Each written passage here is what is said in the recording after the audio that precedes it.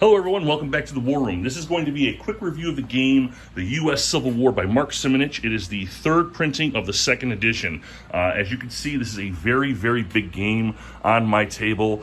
It's two large pieces of game board put together. You have turn maps, excuse me for my shakiness.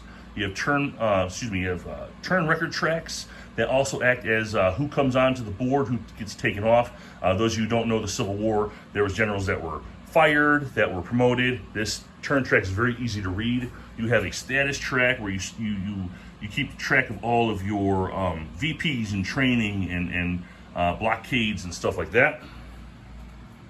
Okay. Put your gear down. The map is very, very easy to read. You only have so many types of terrains. The green represents your forests. The open areas are open. You have some that are marshes that are blue. And then, of course, you have the different types of rivers. Some are navigable, some aren't. And that's all easy to read on this very nice GMT style player's aid. This is very easy to read, very easy to understand. On the back is all your movement modifiers, okay? On the inside, you've got your supply attrition. Look at that sequence of play. The sequence of play is on the inside, which I thought was kind of weird. I think it should be on the outside. But they also have is your battle hits, your combat results table. Everything's right here that you need. The rule book. Now, when I played this game, I only played the basic game. I didn't play the advanced rules. There's actually two rule books. You got this one, and then you got the advanced rule book. I only played with the basic, all right? So at the basic level, I think 3.8 on the complexity scale is a little high for Board Game Geek. So maybe with the advanced rules, it makes it just a little bit more complex. It takes away all of the naval rules. So if you don't play with the advanced rules, you're not worrying about the different ironclads and the ships. So with the basic rules, this was actually very easy to get into. The rule book itself, I'm going to show you a couple of examples here. The rule book in itself is really cool because it references everything, and I love that. So, for example, if you see summary of border state characteristics, are the only states that can change size. Look at that, it goes right to the next rule that they're talking about.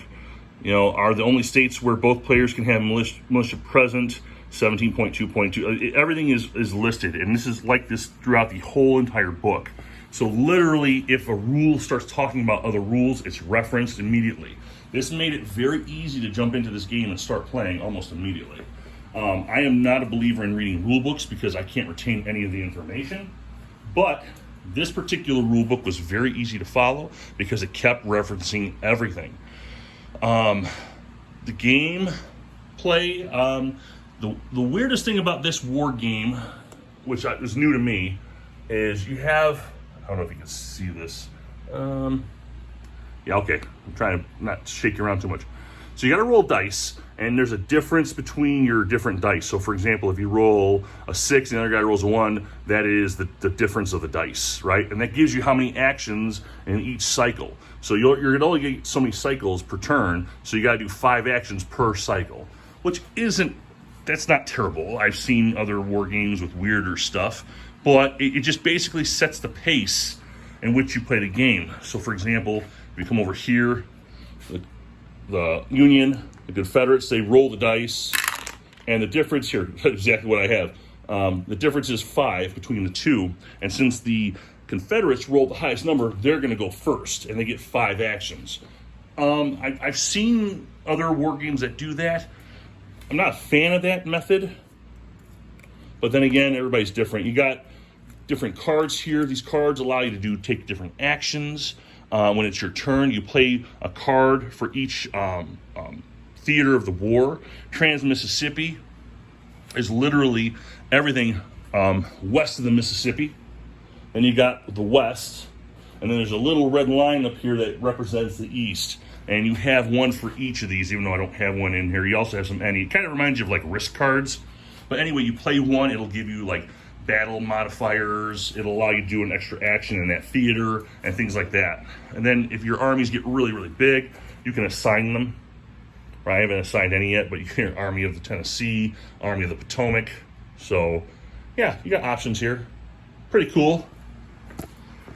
It's not at all accurate. It's a grand strategy game. So players start from the beginning. They make their own moves. There's nothing at all historical. However, I'm going to take you off of my stand here.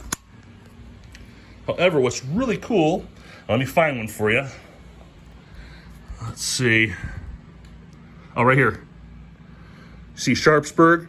They show all where the battles occurred. Right there, just northeast of Harper's Ferry. Sharpsburg, that's where the battle took place. And they have these little swords, so you get to actually see where they had all these little fights. It's kind of cool. It is cool, but that's the only historical reference you really have in this game outside of the actual generals and the people that you're playing with. But you basically make the calls, general strategy. Think of if you ever played House Divided. It's a very advanced House Divided. That's what it is.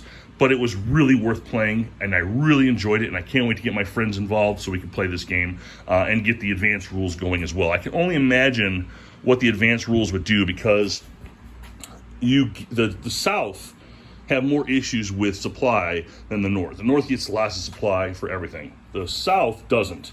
So they depend on the Gulf of Mexico, the South Atlantic, the North Atlantic, and so these ships of the North, they're going to be fighting the ships of the South, and that grasp is slowly going to be taken away from the South. There's just no way around it, but it's going to affect how much supply you get each turn. That's how many SPs, strength points for your army that you're going to get. So I can't wait to try the advanced rules. I can't wait to get this game going with my friends. And my review is it's a very good game. It's worth looking into. If you've got an extra $50, $60, drop it. I think it's worth the game. It's not a hardcore war game. It is a dice rolling, see what happens type war game. So if you like the House Divided and you want a little bit more oomph, this is the game for you. All right, guys, you have a good day.